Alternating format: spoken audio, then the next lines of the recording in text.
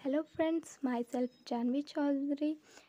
पिछले वीडियो में हमने सूरदास जी के जीवन परिचय को पढ़ा था और इस वीडियो में हम सूरदास जी के पद की व्याख्या पढ़ेंगे। तो पदों की व्याख्या पढ़ने से पहले हम ये देख लेते हैं कि ये पद कहाँ से लिए गए हैं और इन पदों में क्या है। तो ये जो पद हैं ये सूर्य सागर के भ्रमर गीत से लिए गए हैं। जब कृष्ण मथुरा जाने के बाद स्वयं ना लौटकर उद्धव के जरिए गोपी के पास संदेश भेजा था। उद्धव ने निर्गुण ब्रह्म योग का संदेश देकर गोपी की विरह वेदना को शांत करने का प्रयास किया, लेकिन जो गोपियाँ थीं वो ज्ञान मार्ग की बजाय प्रेम मार्ग को पसंद करती थी।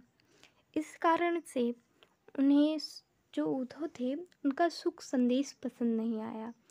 तभी वहाँ पर एक भौरा आता है और यहीं से भ्रमर गीत का प्रारंभ होता है।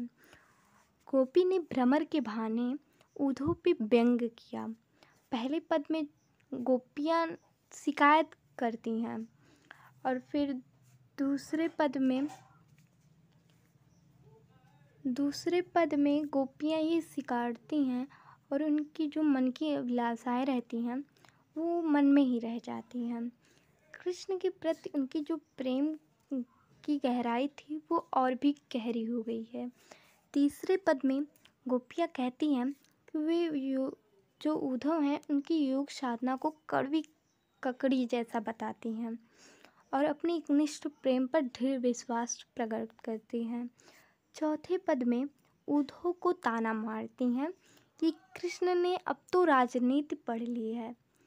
अंत में गोपियाँ द्वारा उद्धव को राजधर्म प्रजा का हित याद दिलाया जाता है और जो सूरदास जी थे वो लोग धार्मिकता को दर्शाते हैं। तो पहले पद में गोपियाँ व्यंग करती हैं उद्धव पे। तो लिखा है, उद्धव तुम हो अतिभाग बड़भागी, अपरस रहत स्नेह तागा तय नाही मन अनुरागी। यानी गोपियाँ यहाँ पे व्यंग करते हुए कहती हैं कि तुम बड़े भाग्यशाली हो, जिसने और प्रेम के धागे में बंधे होने के बाद भी उनसे अनुरक्त नहीं हुए। उनसे का मतलब यहाँ पे कृष्ण भगवान हैं, तो उनसे अनुरक्त नहीं हुए, उनके साथ प्रेम व स्नेह के बंधन में नहीं बंधे। इसीलिए तुम हमारी प्रेम की पीड़ा व विरह की वेदना को नहीं समझ सकते। पुरैन पात रहत जल भीतर, ता रस देह न दागी, जो जल माह तेल गागर, बूंद ताको न लागी।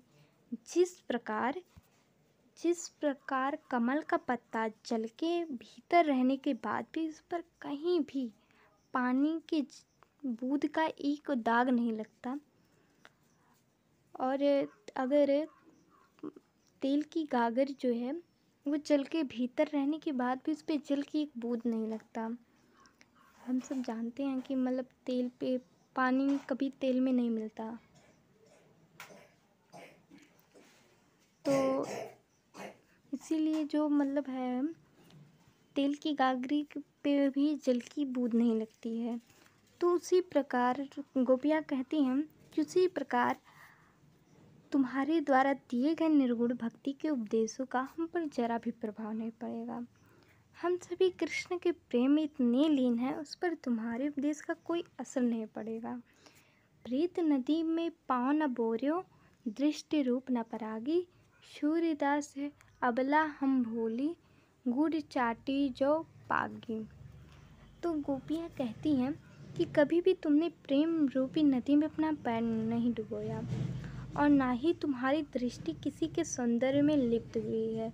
यानी जो गोपियाँ हैं वो उद्धव को कहती हैं कि कभी आपने किसी से प्रेम नहीं किया। अगर आप किसी से प्रेम किए होते तो आज जो हमें कृष्ण को भुलाने का संदेश दे रहे हैं वो आप नहीं देते। गोपियाँ फिर अगली लाइन में कहती हैं कि हम तो सीधी सादी भोली भाली नारी हैं, हम कृष्ण प्रेम में ऐसी दीवानी हैं जैसे चींटी गुड़ से लिपटी रहती है, उसी प्रकार हम कृष्ण के प्रेम में पागल हैं। अतः हम चाहकर भी कृष्ण के प्रेम को भुलाने के लिए विवश नहीं हो सकते। तो इसमें जो प्रीत नदी है तो प्रीत नदी में रूपक अलंकार है।